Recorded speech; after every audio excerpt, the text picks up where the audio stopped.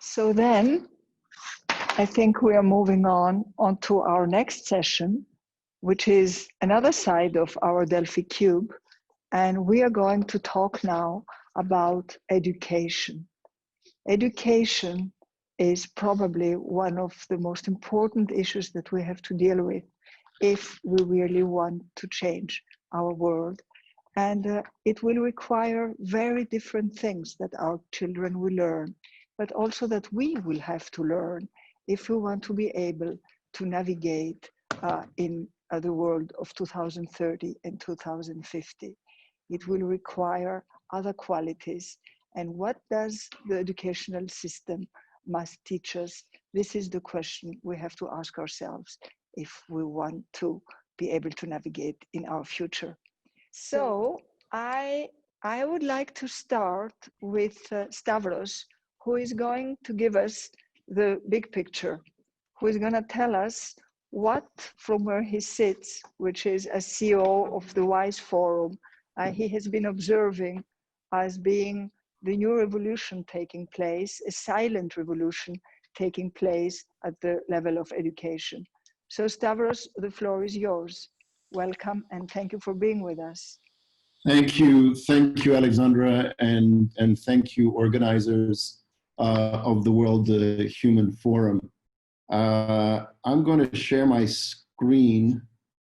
I have just a few slides. The organizers may need to allow me to do that. Okay, you're now co-host, Stavros, so you should have permissions. Do you want to just double check? I see that. Thank you. Can you see the screen I'm sharing? Yes, superb. Yes. Thank you. So this was the theme of the November 2019 WISE Summit, Unlearning and Relearning What It Means to Be Human. And I thought it's an apt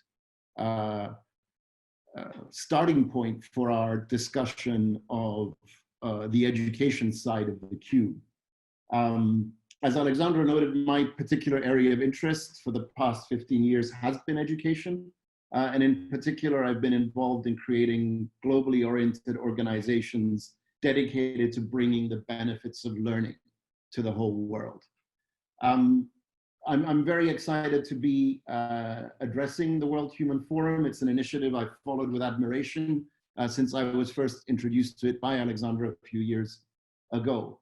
I know that the theme of this 3-day convening in partnership with the Ludwigsburg Festival has been constructed along the 4 pillars or movements of consciousness, change, connection, and creation.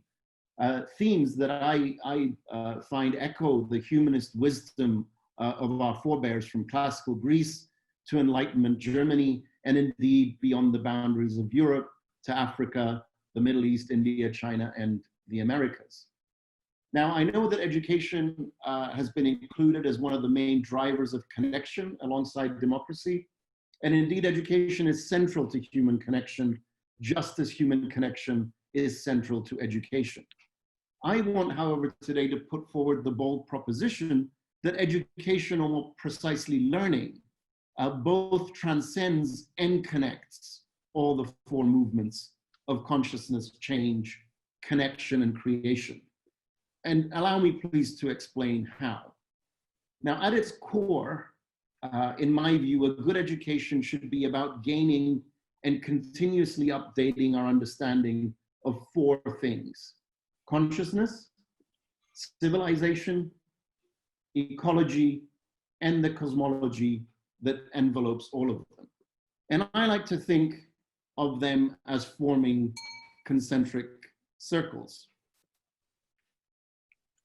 Our starting point, the inner circle, if you will, the dot, has to be the individual, and in particular, our consciousness.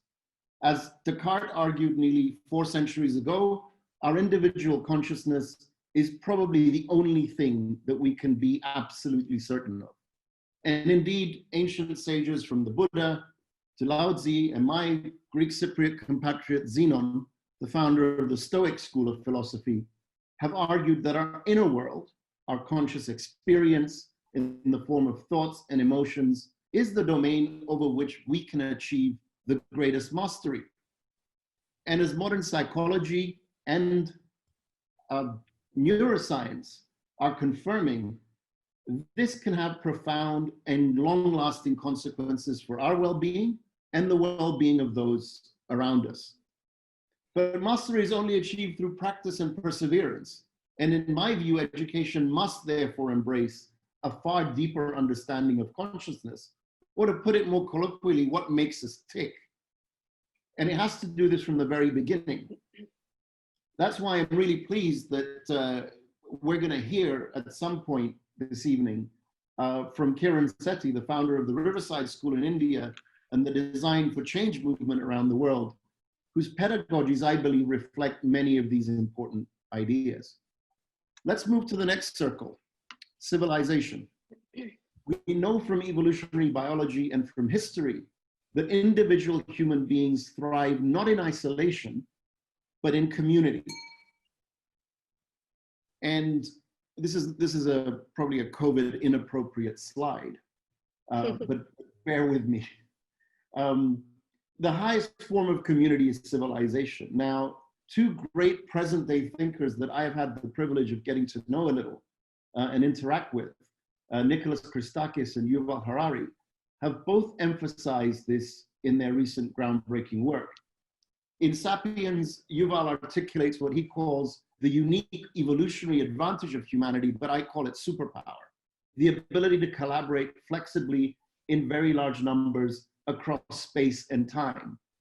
And in Blueprint, Nicholas reassures us that the evolutionary arc of humanity bends towards forming good societies, and that successful societies are characterized by, amongst others, the capacity to have and recognize individual identity, the link back to consciousness, love of family, friendship, cooperative social networks, social learning, and teaching.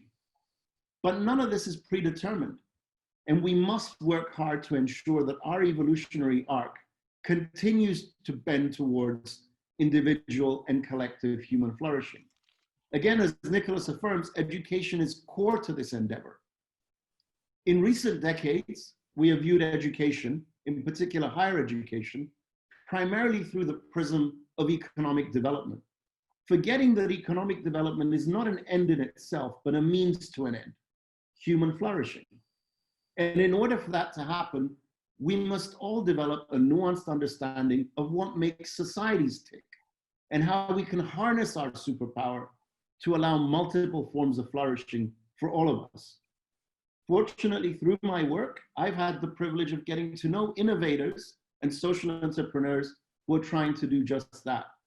From Patrick Ewa, who left Microsoft to found Ashesi University in his native Ghana in order to transform a whole continent's understanding of what it means to be a good leader, to Ben Nelson, whose campusless University Minerva is upending traditional liberal arts education, and to my good friends, the late great Stefanos Chalamas and his successor Peggy Polonis, whose American community schools in Athens challenge all students to realize their unique potential, academically, intellectually, socially, and ethically, to thrive as responsible global citizens.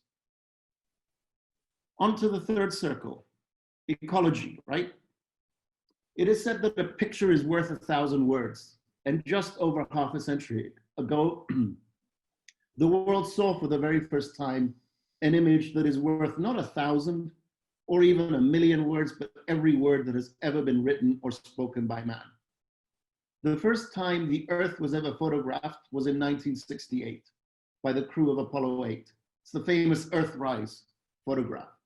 Now, many observers argue that this single image is responsible for the birth of the modern environmental movement.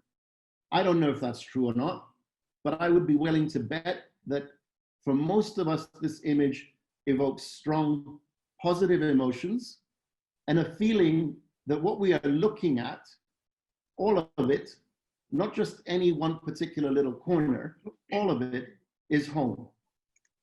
Now, I don't need to spend any time with this audience to explain why our home and our place in it is under threat from the climate crisis, and why we need to harness our creativity and the superpower that we spoke about earlier to turn the climate crisis into an opportunity to reimagine and reconstitute the way we produce and consume energy, all the while recognizing that we cannot have a modern technological civilization with all the benefits that it provides us without energy. Again, education must be a key driver, not just of raising awareness of the profound responsibility that we have to nurture and protect the ecosystem that nurtured and protected us, but also to unlock the scientific and engineering solutions that will allow us to arrest and eventually reverse the climate crisis.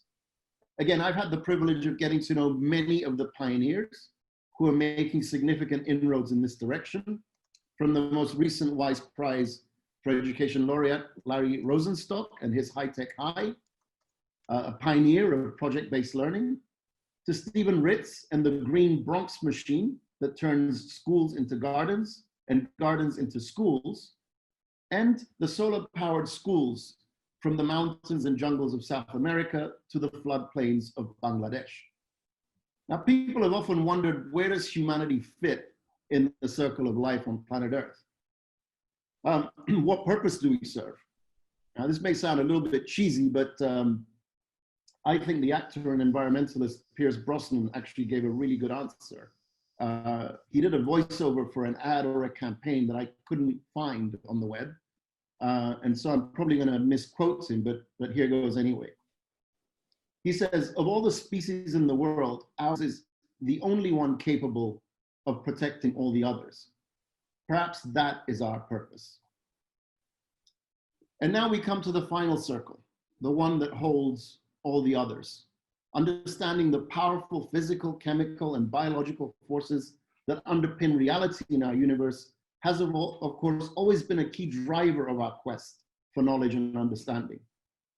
From Einstein's theory of relativity that makes GPS and hence accurate contact tracing possible, to Mendeleev's periodic table and the chemical engineering that allows us to manufacture powerful pharmaceutical compounds, to the underlying germ theory of disease, first articulated by Ibn Sina almost 900 years ago, but really coming to its own with the work of Louis Pasteur and Robert Koch.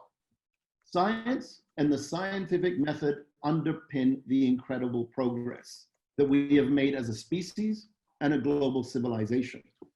Now, unfortunately, while the stock of our scientific knowledge continues to grow exponentially, broad-based scientific literacy is, sadly, very sadly, on the decline. Now, education must play a part in arresting this decline, and broad-based scientific literacy must become a foundational subject at all levels of education. It is our vaccine against ignorance, fear, and superstition, and at a minimum, I would argue, it'll stop you from ingesting or injecting bleach. Now, but more than providing us with the knowledge to fuel our imagination, the tools to power our technology, science also provides us with a humbling perspective. And here I want to share another image of Earth. It's not as dramatic or beautiful as this photograph, but here it is. It's called Pale Blue Dot, and it's a photograph of the very same Earth, only this time taken from 6 billion miles away by Voyager 1 space probe in 1990, just beyond the orbit of Neptune. And Carl Sagan gave what I think is a beautiful quote. I'll read part of it, but I would encourage everyone to Google Pale Blue Dot by Carl Sagan and read the whole thing. Because I think it's a really apt way for me to end my remarks. So this is Carl. Look again at that dot. That's here. That's home. That's us. On it, everyone you love, everyone you know, everyone you ever heard of, Every human being who ever was lived out their lives. The aggregate of our joy and suffering. Thousands of confident religions, ideologies, and economic doctrines. Every hunter and forager, every hero and coward, every creator and destroyer of civilization. Every king and peasant, every young couple in love, every mother and father, hopeful child, inventor and explorer, every teacher of morals, every corrupt politician, every superstar, every supreme leader, every saint and sinner in the history of our species lived there, on a mote of dust suspended in a sunbeam. He goes on, but I'll skip and just read the last paragraph. It has been said that astronomy is a humbling and character-building experience. There is perhaps no better demonstration of the folly of human conceits than this distant image of our tiny world. To me, it underscores our responsibility to deal more kindly with one another and to preserve and cherish the pale blue dot, the only home we've ever known. End quote. Thank you for listening to me. Lovely. Stavros, thank you very much. It's indeed very humbling.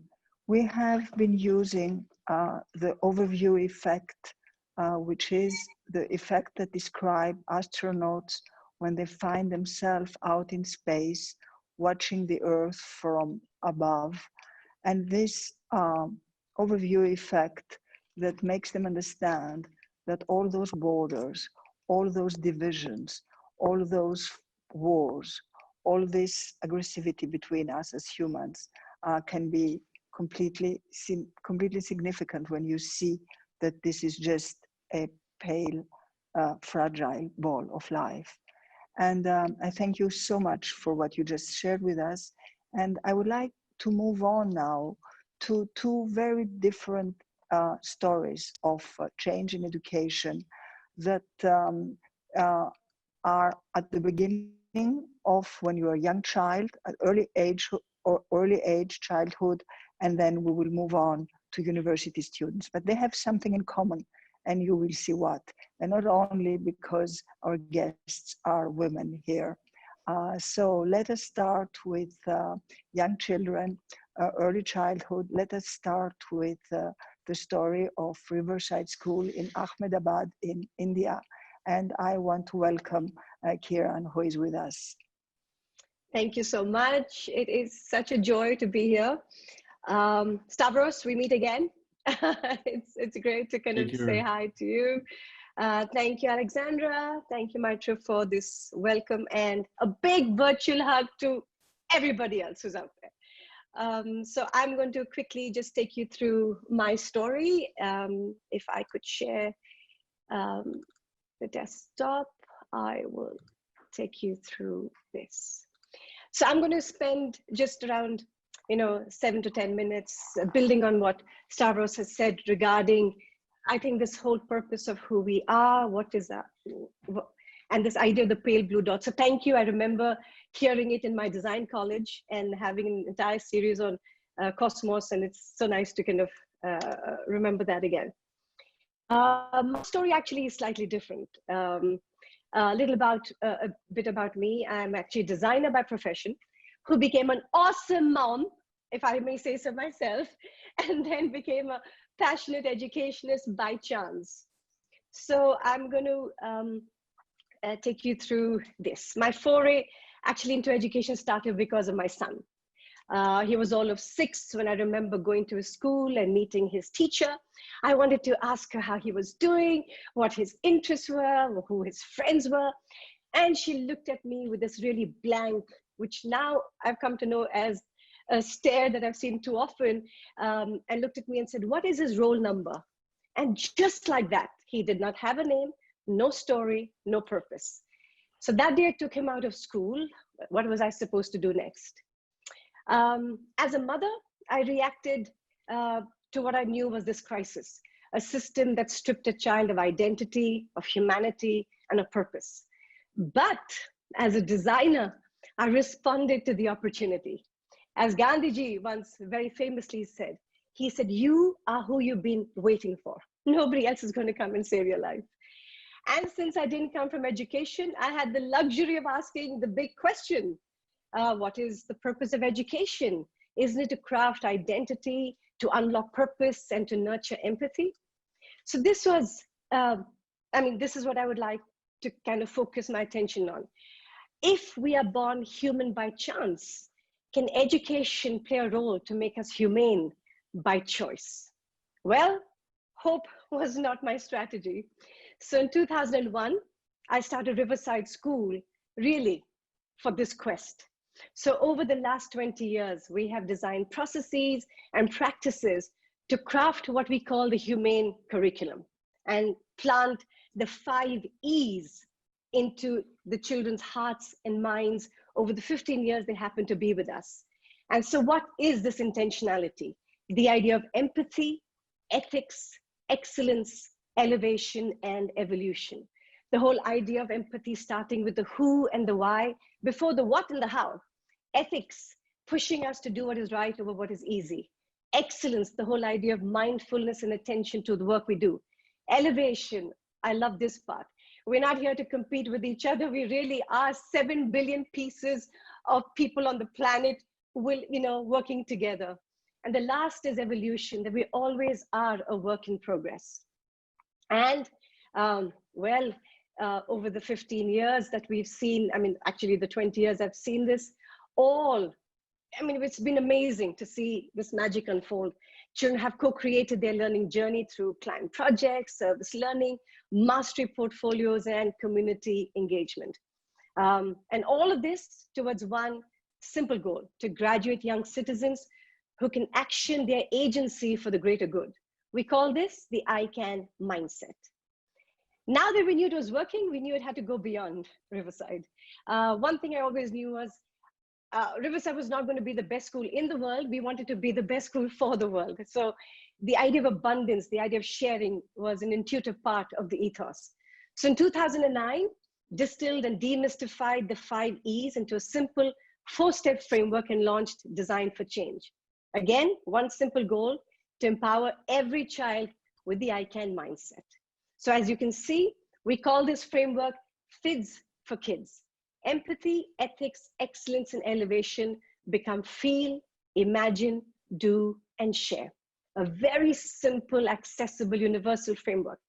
Feel starts with empathy, asking children to observe and identify what bothers them in the immediate environment, understand the user, and then imagine the change, imagine possibility, imagine the responsibility for change, work with friends, teachers, parents to brainstorm solutions. Simple thing. The do, implement the active change, and finally share. My most favorite step is to shamelessly share your story of change to inspire other children to say, I can too. The result of this, every time a child has experienced being the change, they are forever changed. Today, children in over 70 countries are changing the bad and making good with the power of the ideas using the FIDS framework. From stopping child marriages to stopping bullying, from reducing the weight of school bags to caring for the elderly. Children are telling us you don't have to be rich or strong or over 18 to make change. It was happening here and now. But at the end of it, why is this important for our children? Why is this such an important message? Well, it encourages them to believe that the tiny corner of the planet, this pale blue planet that they inhabit, can be made more beautiful, more just, and more equal. And more importantly, it teaches them that they do not have to be mere spectators to change. They can be the initiators, the participants, and the overseers of it. And there has been no more urgent time to hear the voice of our children as they heal the world. But, ladies and gentlemen, this does not happen by chance. It happens by design. Ta-da! That's my 2 bits.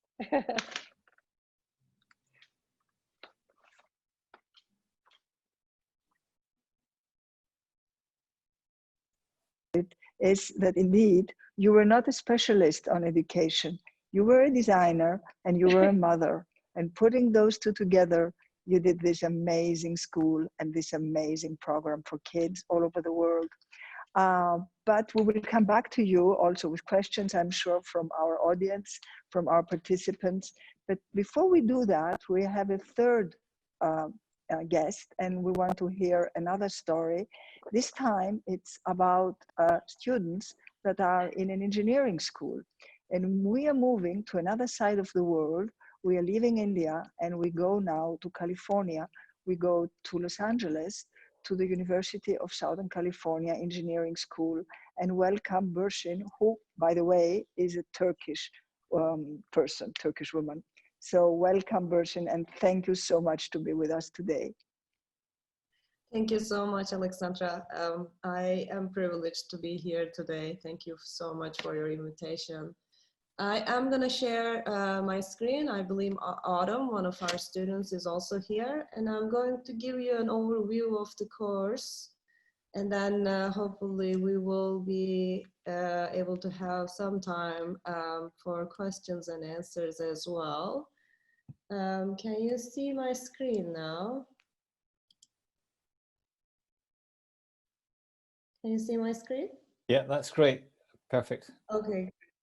Unlike Stavros and Kiran, I don't have pretty presentations, but I hope the story is going to be interesting. First, I would like to start introducing myself. My name is Burcin Becerik. I am Turkish American, and I'm a professor in the Civil Engineering Department of University of Southern California. I think it's important to start with personal stories. I was inspired by Kiran. My story is I've been trained to be a researcher in the engineering area, and through my research, I realized how important it is for our solutions to be human-centered. So I put my focus on finding solutions and innovating for our end users in my research as well as in our teaching. So this course named Innovation in Engineering and Design for Global Crises has started about 4 years ago, and I have to mention I'm one of the members of a 4-member team.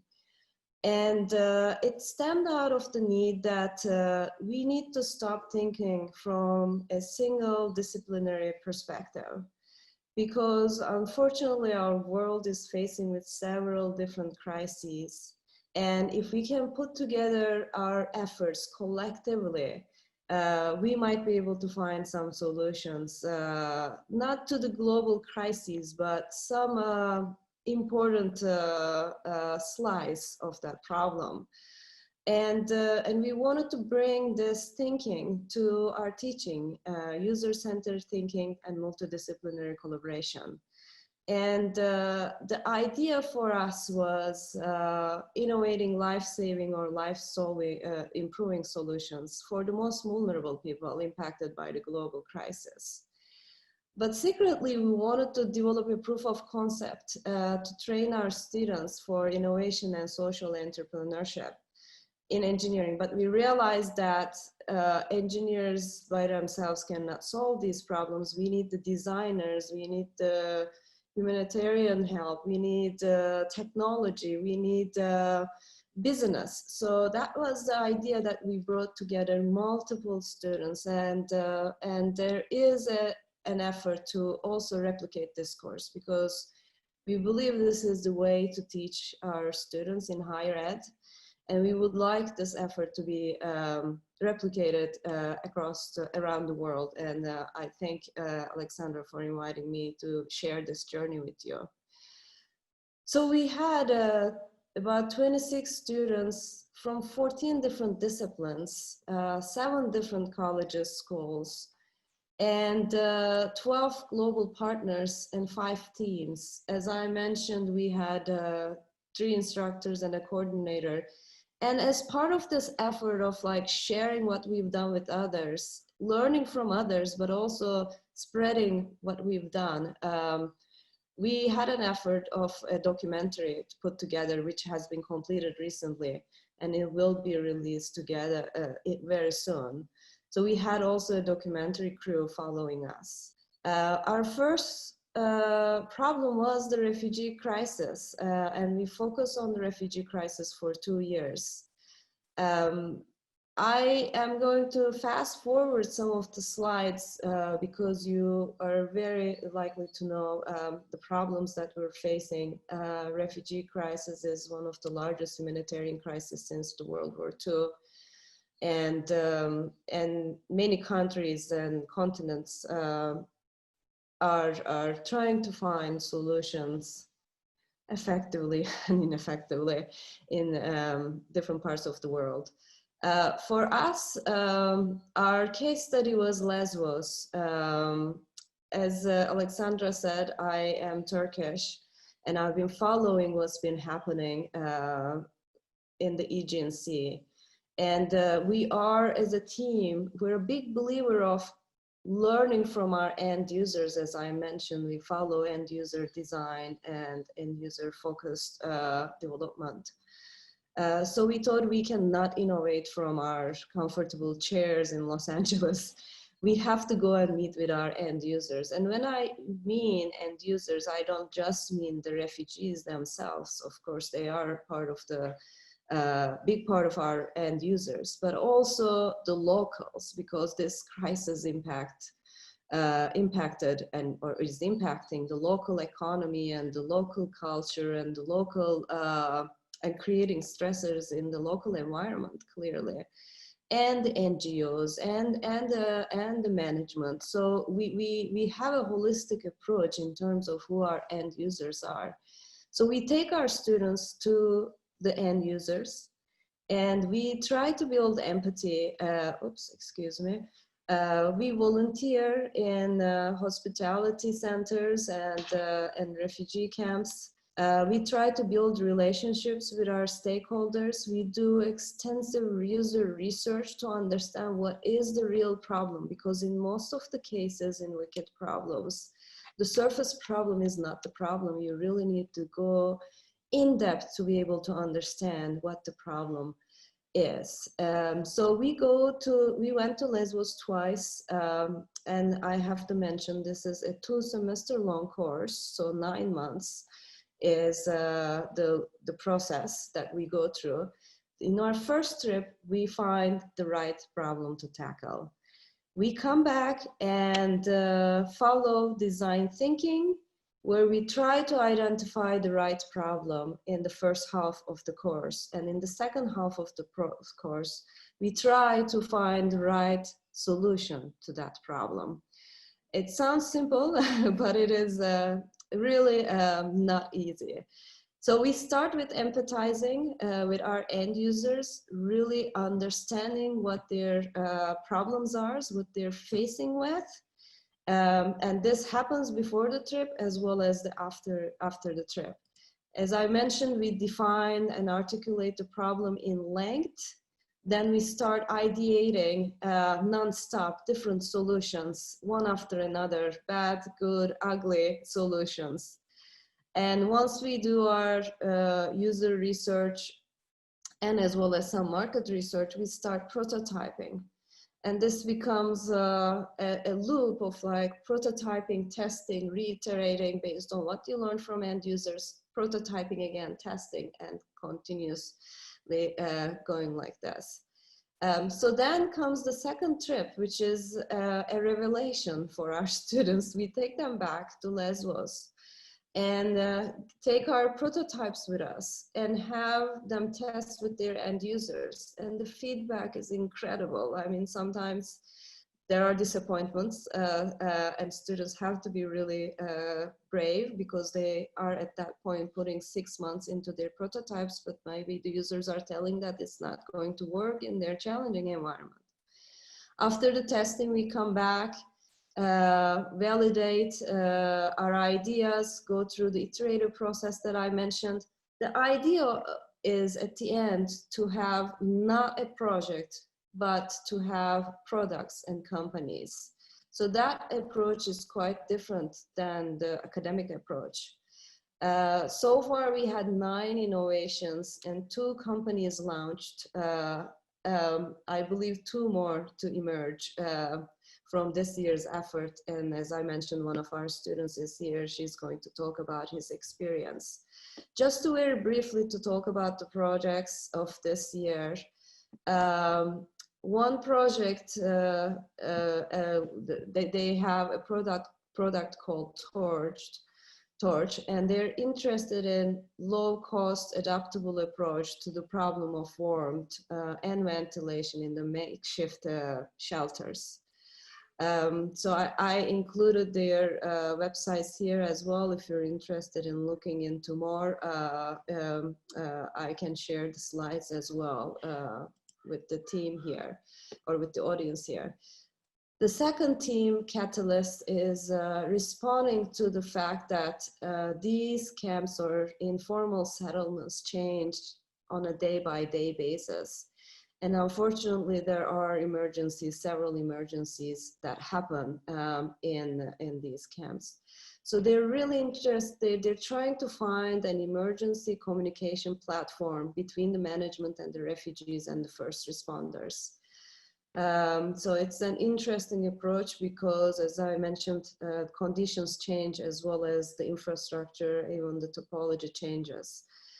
So it has to be a lightweight and very quickly to be updated.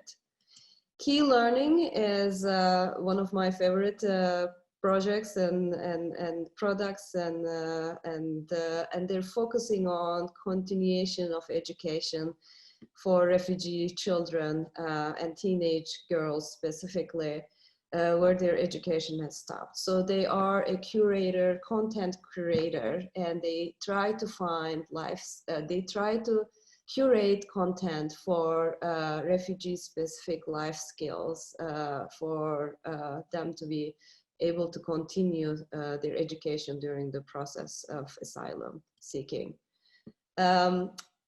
The next team and the product focuses on actually the aid workers.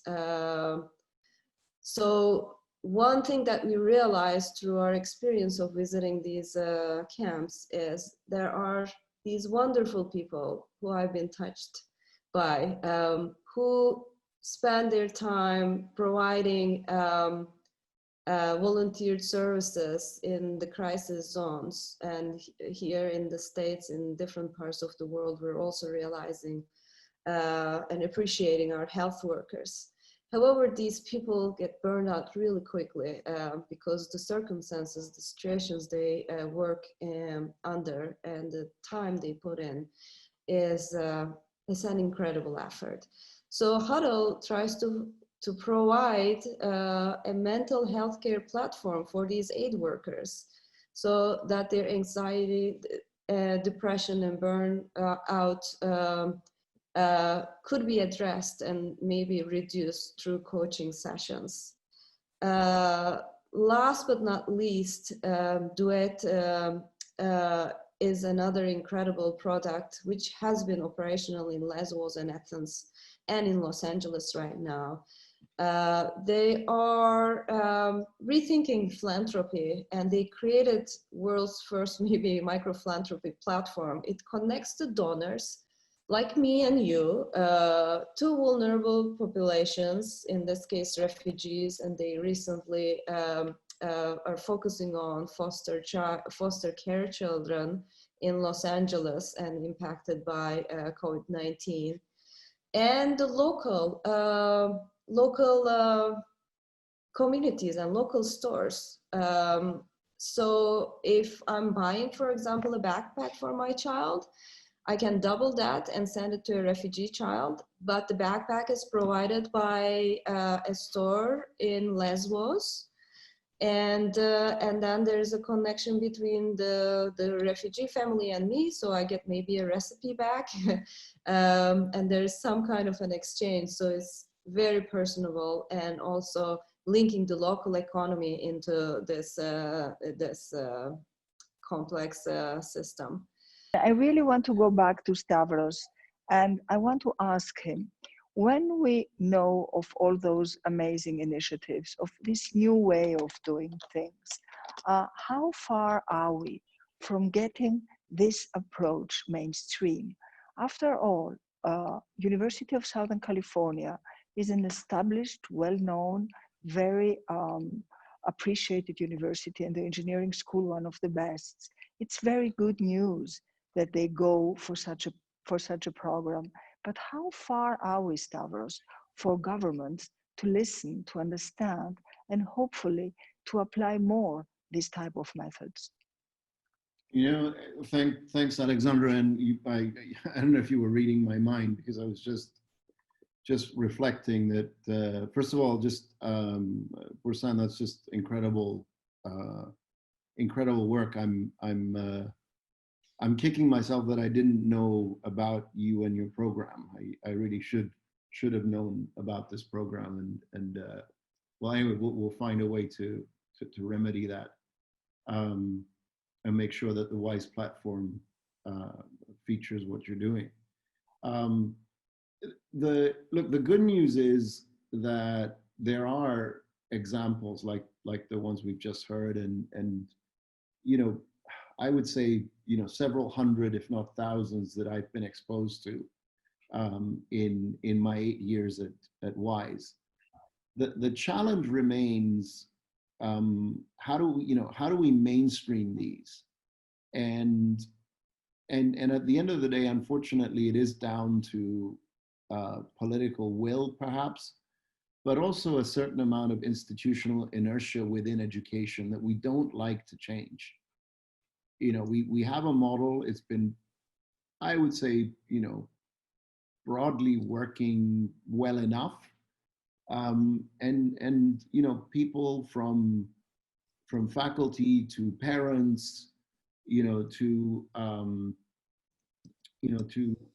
politicians and civil servants. You know, I think conceptually we say yes, we want to change, but then, you know, when it's your kid, you know, your school district, you know, unless you're Kiran and you go and set up your own school, you don't, you know, you're comfortable, I suppose, in the status quo.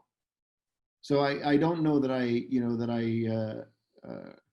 I'm maybe striking the hopeful and optimistic note, Alexandra, that you want me to, but the sad reality is we're still some way away from having all this stuff mainstream. Now, my hope is that with what's happened now with the pandemic and the lockdown, is that this is going to give people pause and have them really think hard about what is it that we want out of education.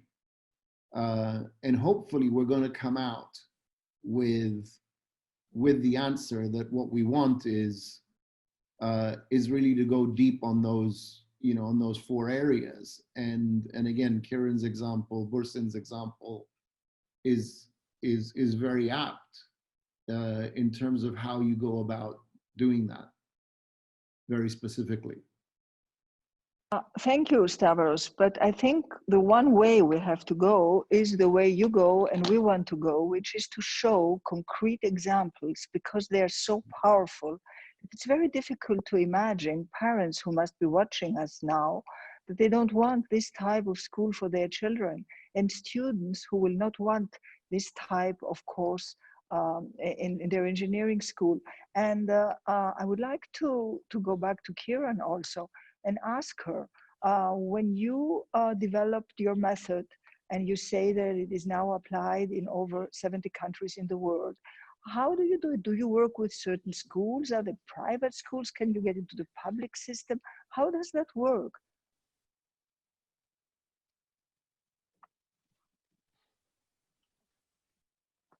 I have to unmute. Can you unmute you? Sorry, yes. Well, the Design for Change as a program works across every demographic. I mean, I have to say that some of our most inspiring stories come to us from really the most vulnerable one, who one would think they always have to be at the receiving end. and suddenly you give them this power of a framework that builds that sense of empowerment to say, I'm no longer a victim, I'm an agent of change. And once you give that to a child, it is unstoppable. So I would say that I don't think it's a question, and I will resonate with Stavros to say that schools were built to resist. I mean, like, they were built to say, listen, do you want me to teach you a quadratic equation, or do you want me to make you a good human being? Decide. Because there are enough and more people saying, listen, I have the better idea and you must teach this. Everybody's coming up with the life-changing idea. And so I think somewhere I have found, wherever I have seen brave leadership, especially school leaders, I have seen magic happen in those spaces. I think somewhere you have to be shameless. I think somewhere you have to be completely devoid of ego. You have to be brave and have a sense of humor. You need all of these ingredients to be able to sort of forge that journey. And at least with Design for Change, we've seen governments take it up. We've seen several state governments in India who have chosen to take that to the government schools and the public schools. We know that in Singapore, it's working with the governments. In Colombia, it's working with the government. So I think now more than any other time, people are looking for the heart. People are looking for a simple, light, accessible framework where the heart is catalyzed. And I think we're poised at the right time, because now the conversation is veering away from, let's just make you a grade or have your entire identity be shaped by marks. But here we're saying, no, you're remarkable. You're not just markable, and I think somewhere people are lighting up to this freedom to look at their children in new ways. So I think somewhere something good is going to come from this, and I'm hopeful, yeah. Back to our audience and try to see if there are questions or comments. I just want to say hello to both of you there at the headquarters of Ludwigsburg, and thank you so much for this beautiful and very important session that we're all part of, and for including us all. I don't know if you can hear me very well, but I just shared one of my comments also on the chat, the group chat, about how we can have an open conversation in a democratic way as a new form of allowing for education to evolve with all of the participants that we are working with.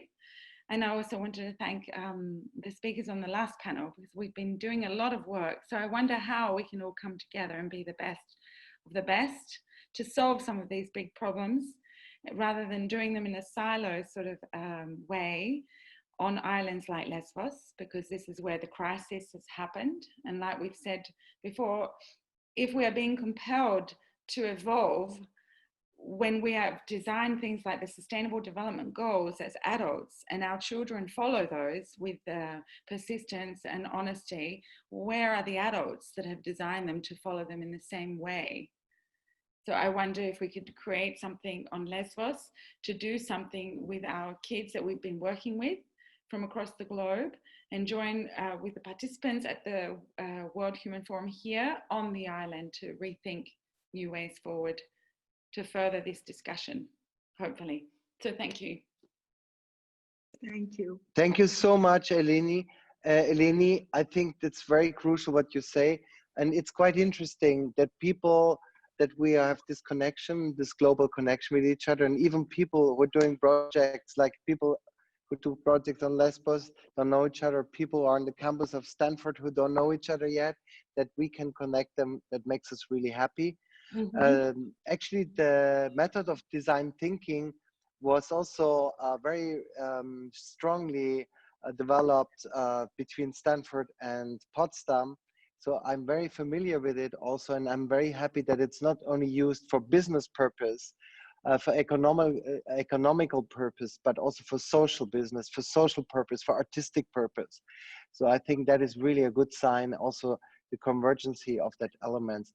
I think we have still a little bit of time for two more interventions or questions or comments. So please go ahead and raise your voice, or your arm, write something in the chat that we can see you if you want to, or maybe Scott can bring us somebody in. Sure, we've got James Figeticus. So James, you've got your audio permission. Great. Well, Das ist sehr gut jetzt. can you hear me? Can you hear me? Yes, yes, sure. Great, got you. First, this has been so enlightening, and I want to just thank all of you for the remarkable jobs that you're doing in terms of being visionary, technologically managing this. I have a question for the last three speakers, because I think this is part of what the World Human Forum is about, and you've touched on, but the last three speakers, could you speak a little bit about your methodology for replication that will have a larger impact beyond your school? Because that's really how to mainstream it. And I'm wondering if you can talk more about your methodology, changing the systems and replicating it, kind of bringing it to a larger scale. So we have been in touch with several universities, actually with an increasing number. So we have interest from different universities in the US, as well as we talk to universities in Israel, in Lebanon and such. So we brought also a dean, for example, in our last trip to Lesbos to immerse him into our processes and introduce him to different stakeholders and members of our team. So the idea is, for us is, we do it by living. So the idea is maybe passing the torch for Lesbos to another university as we move maybe to another location, right? But that's a very good question. How do we spread the word or spread the effort in a more rapid way than just one at a time and through collaborations? So that is an interesting proposition that I think we've been thinking about, and I'm open to ideas if anybody has any suggestions. One thing that I've seen, it's not an example of university to university, but the change that I've seen in the students and how much they're going to carry this in their own lives and in their own careers. So they're not likely, I mean, they might not be choosing an education-based career, but whatever career they're choosing, they, from the beginning of this course to the end of this course, they become changed people. And that it's an interesting acceptance, I think, or admittance on my end, because when I first started this journey, I wanted products. I wanted products to work in Lesbos, okay? That was my focus, and it was going to be a failure for me if we didn't have products to work in Lesbos. At the end of the first 9 months, what I realized is our products is our students. It's incredible, because there are about 30 students in each class. And then those 30 students go and do something in the area of social entrepreneurship, what they have learned in their careers. So they become the agents of change. So as an educator, it's really interesting for me to see my personal growth in that. I moved from we must have products to our products are students, and we have impact on not only on the crisis side, but also on the very personal side. Thank you. I would like to go back to Stavros, because obviously WISE Forum is playing a big role in exactly doing what James asked about, but clearly it's not enough. Clearly WISE as an education forum should connect to other forums, should connect precisely in the logic of our cube to people who speak about sustainability, about democracy, and create more partnerships at that level. So Stavros, back to you, and then we will close with testimony by one of Burcin's students who is waiting to speak. So Stavros. Yeah, just very briefly, Alexandra. I think in answer to James's question, we try to do a couple of things to not just to spread the word, but to inspire change. One of them is obviously to identify and recognize innovators, folks like Burcin and Kiran, and actually raise their profile. So we were the first organization, and Qatar Foundation, our parent, and Her Highness Sheikh Hamoza, the chairperson, to actually institute a Nobel Prize equivalent for education. So to really raise the status of innovators and social entrepreneurs in education. We've built around these programs now, and another thing we do reasonably well is we help accelerate certain innovations. So we see ourselves as helping empower innovators to take their ideas, globalize them, and reach a broader audience.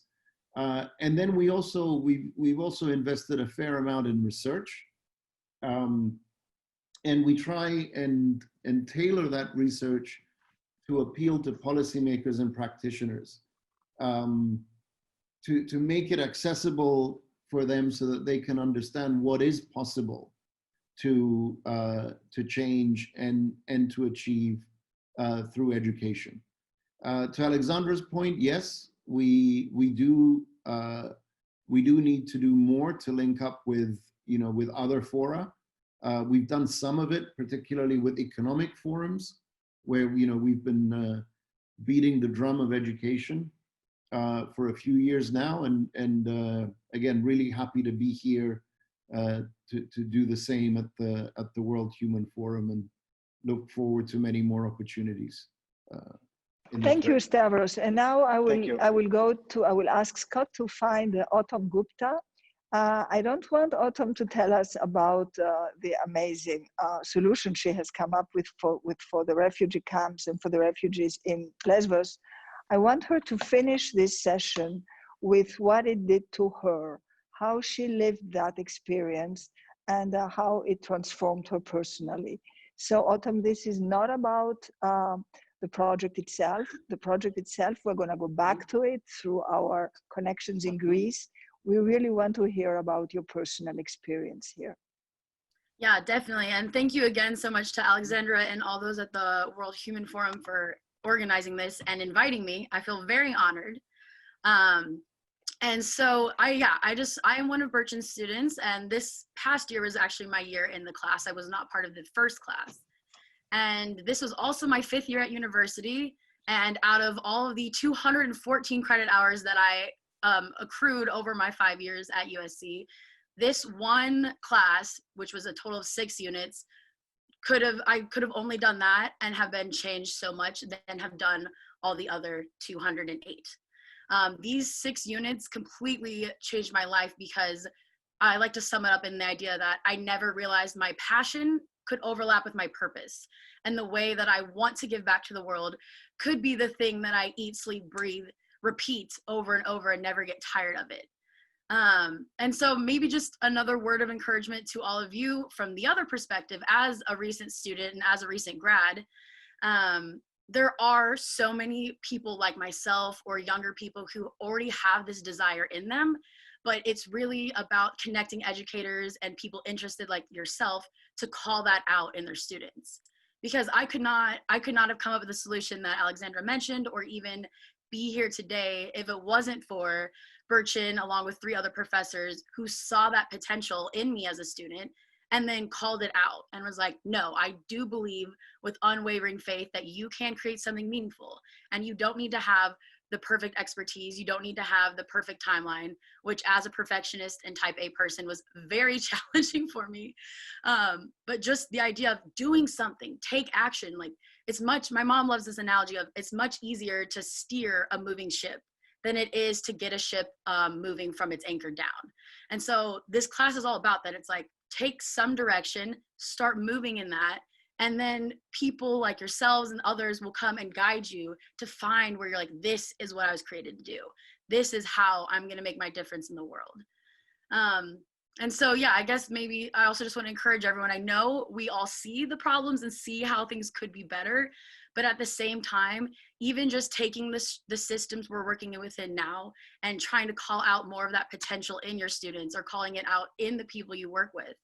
And then just remembering ultimately that the impact one person can have, because as Burcin mentioned, her thinking switched to that we as the students are now also a product of the class. Because I know for myself personally, like my entire career trajectory has been altered for the better and for something that I'm really excited to pursue. So yeah, just wanted to challenge you all maybe too to incorporate more students into these discussions, because while we can be immature and do not have life experience to the degree that some of y'all do, it's so motivating to be a part of the conversation and then to see what can I do with these words? Like, how am I gonna act upon it? And it's not just in theory, then it becomes a reality. So yeah, I'm really excited to see where this goes, and finding where your passion overlines with your purpose is the best gift that this class could have given me. Thank you. Thank you, Autumn, so much. Thank you all so much. I would have loved to be like you when I was your age.